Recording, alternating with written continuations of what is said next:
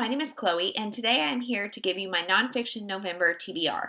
So, as you guys know, I am not a TBR person. I don't typically make them just because it makes me feel like kind of constrained and like then it's an obligation. But I figured I would do Nonfiction November because this is a readathon, I guess, that is hosted by Olive from A Book Olive, and she does it every single year. And there are 4 prompts that are just like one-word prompts that you can interpret however you want to.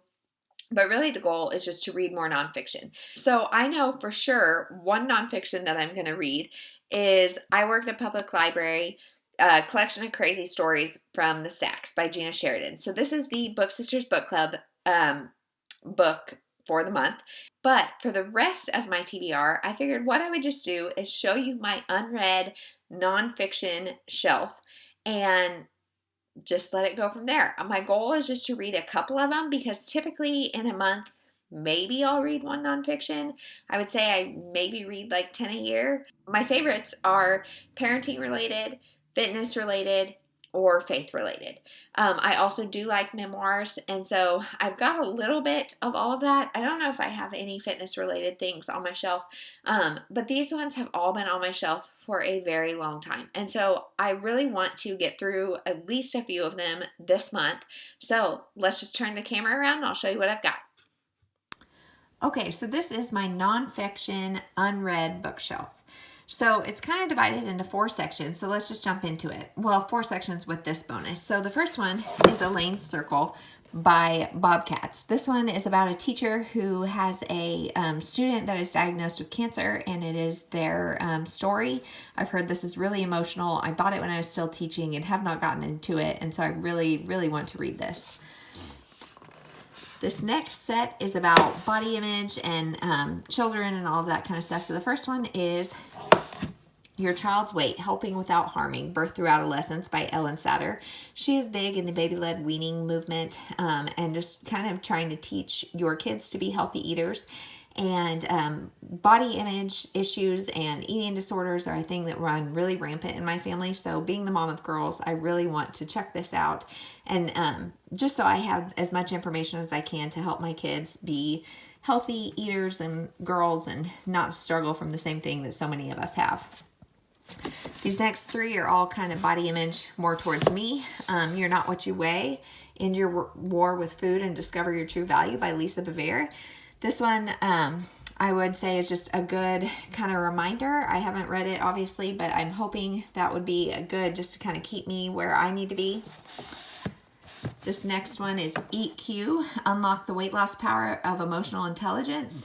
Just kind of connecting your inner mind with your attitude and your eating and all of that.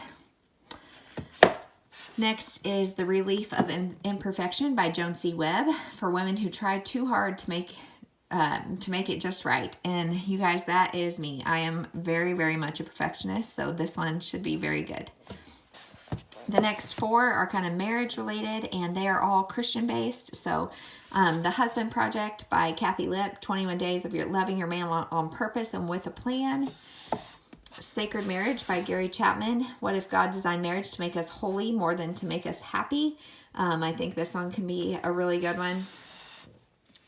The Argument-Free Marriage by Fawn Weaver, 28 Days to Creating the Marriage You've Always Wanted with the Spouse You Already Have. So this one could be very good. These 2 are kind of devotional style, it sounds like. Then Love, Sex, and Lasting Relationships by Chip Ingram. The top says God's prescription for enhancing your love life. And then this next section is kind of self-helpy. The first few are Christian-based, and then some are not. So let's get into it. Giddy Up, Eunice by Sophie Hudson. This is because women need each other, and this one I think is a lot about the power of bringing women together. In fact, Bree, my friend from Falling for Romance, often wears a shirt that says Empowered Women Empower Women, and I feel like this book is very much that idea. Then Control Girl by Shannon Popkin. Lessons on surrendering your burden of control from 7 women in the Bible. Let It Go by Karen Eman. How to stop running the show and start walking in the faith. If you guys can see a theme of things that I struggle with. This one is Bonding with the Blonde Women and Other Signs of God's Grace by Ellie LaFaro. Now, Ellie LaFaro is somebody I saw in person. She was a keynote speaker at a conference I went to. And so I bought this book, and she was just really funny. And so I would like to read this one. Having a Mary Heart in a Martha World by Joanna Weaver. So finding intimacy with God in the busyness of life. So Mary is somebody who sat at Jesus' feet and just kind of hung out with him. Martha was like running around trying to do all the things. So I am definitely more of a Martha. And so having a Mary Heart just to be content and at peace is something I need to read about. Everybody Always by Bob Goff, Becoming Love in a World Full of Setbacks and Difficult People. This is one, Bob Goff is very funny as well as very inspiring, and this cover is just awesome. So really want to read that one. Then I actually have another Bob Goff. Hold on one second. This one was already on my book cart because I am going to read this one very soon. Love Does, Discover a Secretly Incredible Life in an Ordinary World. So again, Bob Goff, he kind of nails it with the covers. Really like this and can't wait to read it.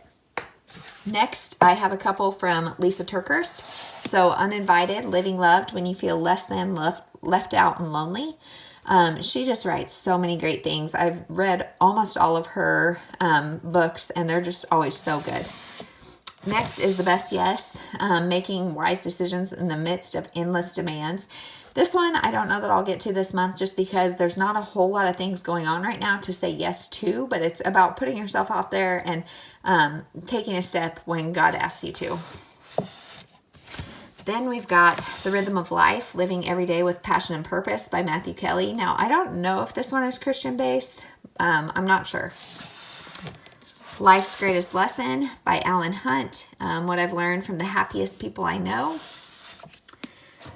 The Dream Giver by Bruce Wilkinson. This one's just about dreaming big, I think, and making it happen.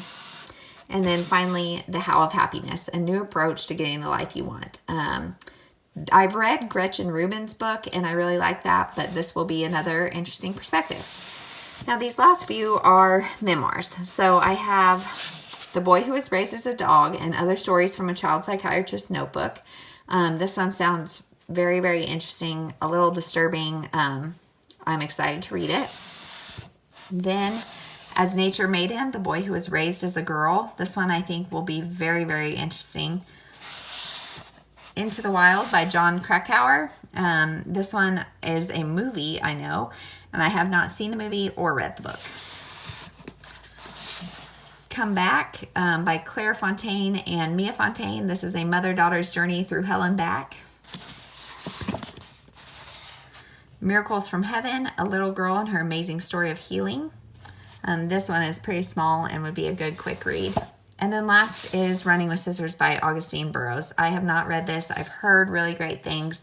Also a movie and sounds interesting. Those are all my nonfictions that I have unread. I may pick up things that I don't have on my shelf, but those are really my priority. If you've read any of them, let me know what you think, and if there's any I should prioritize or maybe not pay a whole lot of attention to, let me know. And also let me know if you are participating in Nonfiction November. What are you reading? We'll talk to you in the next one. Thanks for watching.